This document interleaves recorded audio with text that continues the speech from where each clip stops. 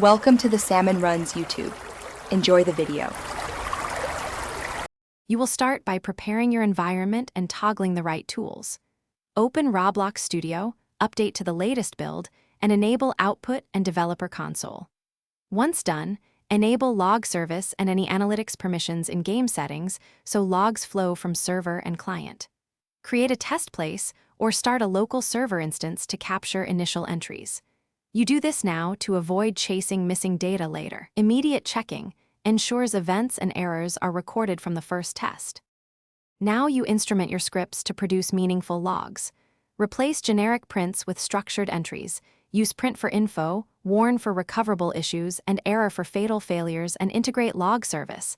Send log where available. Make sure each entry includes context like player, user ID, place ID, function names, and ISO timestamps so you can filter later. Once done, wrap risky calls in pcall or xpcall and log both success and error branches. This lets you finish by aggregating and validating logs end to end. Export output or send entries to a cloud endpoint so logs persist beyond Studio, then run full multiplayer tests to reproduce issues while recording developer console sessions. Once done, compare client and server timestamps to reconstruct order of events.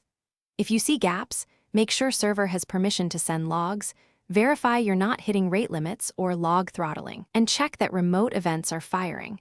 These are the usual culprits when logging silently fails.